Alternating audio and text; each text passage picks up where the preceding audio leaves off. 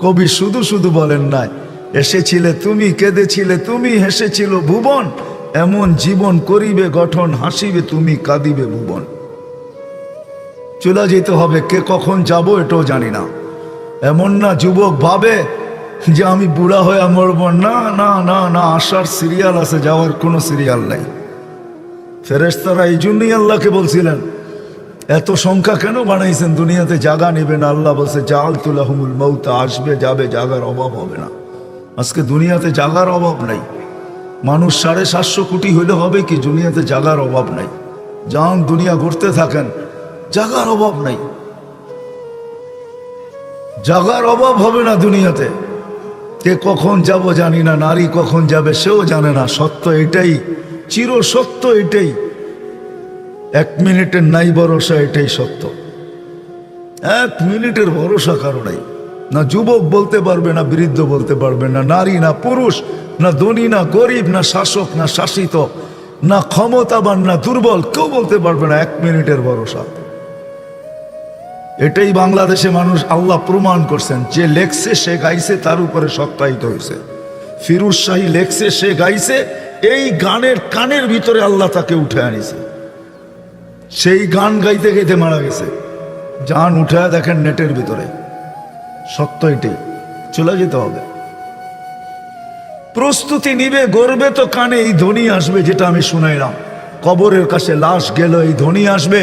কবরের ভিতরও ধ্বনি আসবে, নামকা নাউমাতিল আরুস, নতুন দুলার মতো ঘুমায় থাক, কিয়ামতের দিন সকালে তোকে উঠাবো। আর এটাই সত্য, কিয়ামতের দিন সকালে ফেরেশতা উঠাবে, তো ওলি আল্লাহ বইলা উঠাবে, কুমিয়া ওলি আল্লাহ, আল্লাহর ওলি উঠো, উঠবে। চোখ ডলতে ডলতে উঠবে, চোখ ডলতে ডলতে উঠবে, আর জিজ্ঞাসা করবে কাঁচা ঘুমের থেকে কেন উঠাইলা? বলবে কিয়ামত হয়ে গেছে। কোথায় যাব? বলে তাহতা আরশির রহমান, আল্লাহর আরশের নিচে যাবে। ফুতুরুকুম ইয়াবরুদ, তাড়াতাড়ি চলো, নাস্তা ঠান্ডা হইতেছে। যাবে আমনা সামনা, বসবে, নাস্তা খাবে, জান্নাতের মাছের কলিজার কাবাব আর জান্নাতের রুটি খাবে। আর আমল নামা উঠতে উঠতে ডাইন হাতে চলে আসবে, আর চিৎকার দিবে ওয়া আম্মা মান উতিয়া কিতাবাহু বিয়ামিনি। তখন চিৎকার দিবে খুশিতে, হা উমুকুরা উ কিতাবিয়া। একজন আরেকজনকে আমল নামা দেখাবে, দেখ আমি কত নম্বরে পাশ করলাম, দেখ আমাকে কোন জান্নাত দিল, সব ডিটেলস লেখা থাকবে। ফেরেশতা এসে বলবে গাদা উকুম ফিল জান্নাহ, দুপুরের খানা জান্নাতে খাইতে হবে, জলদি করো। ওইখান থেকে উঠবে, নূরুহুম ইয়াসআ বাইনা আইদিহিম ওয়া বিআইমানিহিম। সমস্ত ওই দিন বুঝে আসবে উজু করার মজা। আজকে তো বুঝে আসে না, আজকে তো বসে বসে টেলিভিশন দেওয়া বুঝে আসে। আজকে তো বইলা বেড়াই আমি তো ব্যস্ত, দোকানে আসি, দেখেন না আল্লাহ বিবেক বুদ্ধি দেয় নাই আপনাদেরকে? তাবলিগালারা যে হাতে ধরে পায়ে ধরে, ওলামায়ে কেরাম জুমার দিন সব জায়গায় হাতে পায়ে ধরে বুঝায়, আর আপনি জবাব দেন দেখেন না দোকানে, দেখেন না ডিউটি করি।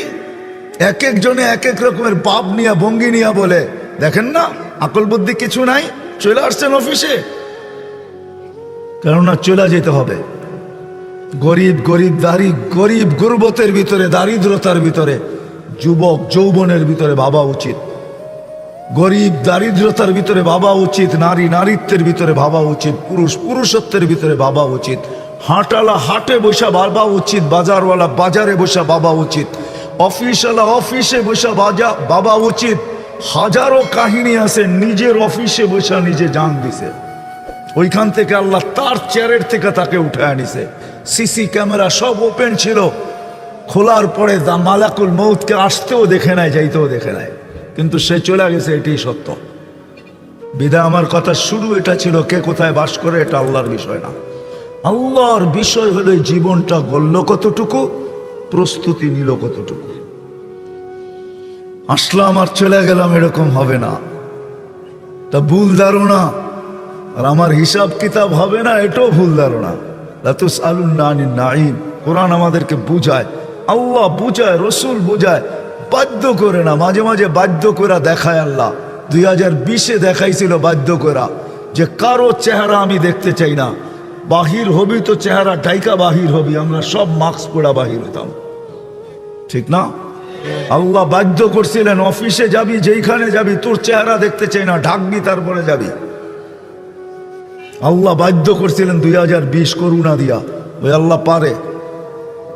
যে আল্লাহ আকাশ খুঁটি ছাড়া দাঁড় করাইতে পারে, 3.5 আইতা মানুষকেও কানে ধরে নাচাইতে পারে না? পারে না? হ্যাঁ, কি আপনাকে ওইখান দিয়ে মনে হয় খুঁটি লাগায় রাখছে আকাশে? হ্যাঁ, কোথায় আছে খুঁটি আকাশের? তারা উনাহু বেগাইরি আমাদ, কোথাও খুঁটি নাই। যে আল্লাহ আকাশকে দাঁড় করাইতে পারে খুঁটি ছাড়া, দুনিয়ার থেকে 13 লক্ষ গুণ বড় সূর্যকে ভাসমান চালাইতে পারে আকাশের ভিতরে, ওই আল্লাহ সব কিছু পারে। শতবার বাংলাদেশে ভূমিকম্প আসছে, কোনো বিপর্যয় আজ পর্যন্ত ঘটে নাই। আমার বিশ্বাস কিছু পরিবেশ যদি আমরা ধরে রাখতে পারি, তাহলে কোনোদিন বাংলাদেশে বিপর্যয় ঘটবে না। আমি জানি না কেন আমার শিক্ষিত লোকগুলা, সুশীল সমাজ যারা বলে, তারা কেন এটা নিয়ে ভাবে না। এই গত কয়েকদিন আগেও বাংলাদেশে ভূমিকম্প আসছে। বাংলাদেশে 6.7 মনে, ঠিক না? 6.7, কিন্তু কোনো বিপর্যয় ঘটে না। কিন্তু তারই কয়েকদিন পরে পাকিস্তানে ভূমিকম্প আসছে 6.1, সারা এলাকাকে কাঁপায় থুয়ে গেছে, পুরো এলাকা মাটির সাথে মিশে গেছে। একই জায়গায় 36 জনের উপরে মারা গেছে। আমাদের ছিল 6.7, কোনো বিপর্যয় নেই। এটা তো কমই। আমাকে দুনিয়ার ইতিহাসে দেখান, দুনিয়ার ইতিহাসে দেখান। যুবকদেরকে বলবো, তোমরা নেটে সার্চ দিয়ে আমাকে দেখাও যে 7.8 ভূমিকম্প আসছে আর বিপর্যয় ঘটে নাই, এরকম দুনিয়ার কোন দেশ তোমরা আমাকে দেখাও। যদি দেখাইতে পারো, যদি দেখাইতে হয়, তাহলে বাংলাদেশ দেখাইতে হবে। 7.8 ভূমিকম্প আসছে 4 থেকে 5 বছর আগে, 31 নাইটের পরের দিন রাত্র 5টা 5-এ, 31 নাইটের পরের দিন আমার এখনো মনে আছে, 5টা 5-এ আসছে, 5টা 5-এ। ওই দিন সকালে ঢাকা শহরের মসজিদে জায়গা দেওয়া যায় না মুসল্লিদেরকে, কিন্তু বাংলাদেশে কোনো বিপর্যয় ঘটে নাই। একজন মারা গেছে, তাও নিজের ভুলে, সে উপর থেকে লাফ দিয়া পড়া বাঁচতে চাইছে, বাঁচে নাই, মারা গেছে। এই দেশ নড়ে চড়ে পড়ে না। বাংলাদেশের মানুষের মতো আল্লাহ আল্লাহ রসুলের আশেক দুনিয়ার কোথাও নেই, আমি পাই নাই। যারা সারা রাত বসে শোনে, এই পরিবেশ যদি আমরা ধরে রাখতে পারি, তাহলে বাংলাদেশ নড়বে চড়বে পড়বে না। দুনিয়া যা মনে চায় তা বলতে পারে। আমি শুনি, এমন না যে মিডিয়ার খবর কানে আসে না, আসে, কিন্তু আমি মুস্কি মুস্কি হাসি। আমার রবের উপরে বিশ্বাস আছে, যতদিন এই পরিবেশ থাকবে বাংলাদেশ কোনো বিপর্যয় করবে না। কারণ আমি বাংলাদেশ চিনি, এর ইতিহাস জানি। আপনারা জানেন না, আপনারা জানেন না। বাংলাদেশে ইসলাম যুদ্ধের মাধ্যমে আসে নাই। বাংলাদেশের ইসলামের বয়স কম না, মদিনার সমসাময়িক বাংলাদেশের ইসলামের বয়স। আল্লাহ রসুল হিজরত করেন নাই, তখন বাংলাদেশে ইসলাম চলে আসছে। 4 সাহাবী আসছে, আবু ওয়াক্কাস, ওহাব ইবনে মালিক, কাসিম ইবনে হুযাইফা, উরওয়া ইবনে সাসা, এই 4 সাহাবী বাংলাদেশে চলে আসছে। বাংলাদেশের মানুষ সরল সহজ, সাদা সিধা। এটা আমার কথা না, আল্লাহর রসুল বাংলাদেশের মানুষকে নিয়ে মত ব্যক্ত করছেন যে বাংলাদেশের উম্মত আমার সাদা সিধা, সরল সহজ।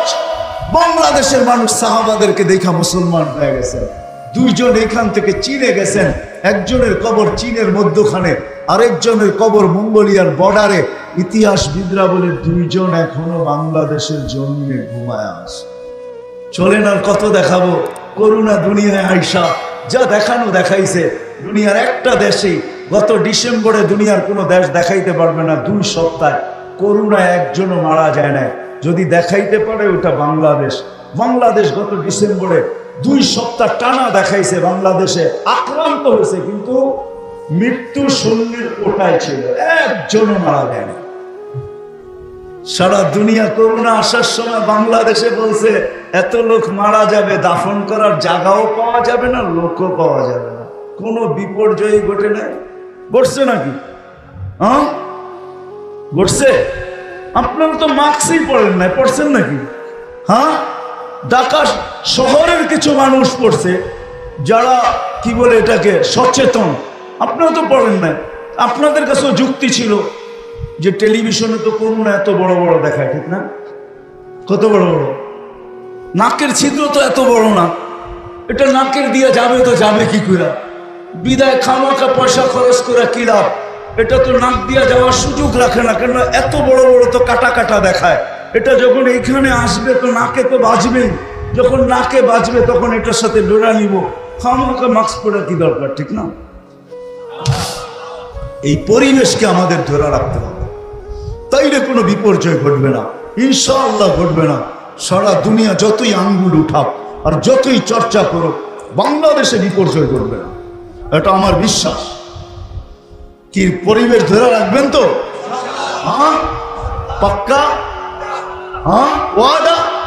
তাহলে এখন দেখা যাবে, যদিও প্রথমেই বলছিলাম পাহাড় বিহীন পাহাড়পুর, ঠিক না? এটাও একটা প্রতিষ্ঠান, এটাকেও আপনাদের ধরে রাখতে হবে। প্রতি বছর হাফেজ হবে, এখান থেকে আলেম হবে। আপনারা ঘুমের ঘরে থাকেন, যে যাই বলুক না কেন আমার কথাই মেনে নেন, এটাই সত্য। রাত্রে 4টার সময় উঠাই বাচ্চাগুলো যখন কোরআন পড়তে থাকে, তখন এই পাহাড়পুরে যে কি রহমত নাজেল হয়, কি নাজেল হয় এখানে, কি রহমত আসে, কি বরকত আসে, এটাকে আপনাকে কোনো মেশিন দিয়ে বোঝানো যাবে না। হয়তো এটা আপনাকে মেনে নিতে হবে যে আধ্যাত্মিক বলতেও আমাদের ডিকশনারিতে একটা শব্দ আছে, ওটা আধ্যাত্মিক জিনিস। আপনি চোখে দেখবেন না কি বরকত নামতেছে, কি রহমত নামতেছে। এরকম একটা দুইটা হেফজোখানা না, বাংলাদেশে পড়ায়। নতুন এক তথ্য শুনলাম, ছোট বড় বলে 45,000-এর উপরে হেফজো। এটা যখন টিকা থাকবে তখন এখানে রহমত আসবে, বরকত আসবে, রোগ ব্যাধির থেকে দূরে থাকবো। আধ্যাত্মিক বলেও একটা কথা আছে, আমাদের দেশের মানুষ মানুক আর না মানুক, দুনিয়ার সব মানুষ মানে যে আধ্যাত্মিক বলতে একটা শব্দ আছে। সব ভাষায়, সব ভাষার ডিকশনারিতে এই শব্দটা আছে, বিদায় সবাই এটাকে মানে। যদি না মানতো তাহলে আপনি আমাকে চোখে আঙ্গুল দিয়ে এখন দেখানোর সুযোগ না। এই জন্য আমরা এই প্রতিষ্ঠানকে টিকায় রাখার জন্য আমি আপনাদের কাছে দরখাস্ত করব, যে যতটুকু পারেন, যে যতটুকু পারেন সহযোগিতার হাত যদি বাড়ান, তাহলে এই প্রতিষ্ঠানটা আরো সুন্দর হবে, আরো ফুলবে, আরো ফলবে, দেখতে ভালো লাগবে। একদিন দেখবেন বিরাট একটা প্রতিষ্ঠানে এটা রূপান্তরিত হবে। এটার জন্য কে কে সাহায্য করতে রাজি আছেন দেখি? কে কে? অল্প কয়েকজন হাত উঠাইলেন। আমরা নাম টাম লেখাবো না, কি করব? যে যা পারেন নগদ, বা যদি বাকি লেখাইতে চান তো লেখায় দেন, আর নগদ যতটুকু পারেন এখানে দিয়া যান। হোসেন মিয়া 20,000 টাকা, মাশাআল্লাহ, আল্লাহ কবুল করে। হায় দুনিয়া, আমাকে দেখান বুলবুল যখন আসছে দুনিয়ার ইতিহাসে দেখান 10 নম্বর বিপদ সংকেত কোথাও উঠায় দিছে আর কোনো বিপর্যয় ঘটে নাই। আবহাওয়াবিদদের কাছে 10-এর উপরে কোনো বিপদ সংকেত নাই। আছে কি? আছে নাকি? 11, 12, টপ 10, ঠিক না? 10-এর উপরে নাই। 10 পর্যন্ত উড়াইয়া দিছে মহা বিপদ সংকেত যখন বুলবুল আসছিল। হায় হায় হায়, বাংলাদেশে কোনো বিপর্যয় ঘটে নাই। দেখান দুনিয়ার কোথায় ঘটে নাই। দুনিয়ার কেউ দেখাইতে পারবে না, বাংলাদেশ দেখাইতে পারবে যে কোনো বিপর্যয় ঘটে নাই। আপনারা তো এখানে ছিলেন, ঠিক না? বুলবুল যখন আসে, যেই রাত্র আসছে, যেইখান দিয়ে বাংলাদেশে ঢুকছে, আমি বুলবুলের নিচে বসে বসে দেখতেছিলাম যে এটা 4 আঙ্গুল লম্বা না 6 আঙ্গুল না 1 বিঘা না 1 হাত। আমি তখন পাথর গাঁটা ছিলাম, পাথর গাঁটা, বরগুনা পাথর গাঁটা, যেখান দিয়ে সর্বপ্রথম বুলবুল ঢুকছে। আমার মাথার উপরে 7-8টা টিন ছিল। আমাদের তাবলিগের জোর চলতেছিল। আমরা দুপুর বেলা ইস্তেমা জোর মুনাজাত করে ছেড়া দিছি। আমি ঢাকা আসবো তো আসবো কি করে? আমি বলছি যা হয় এখানেই থাকবো।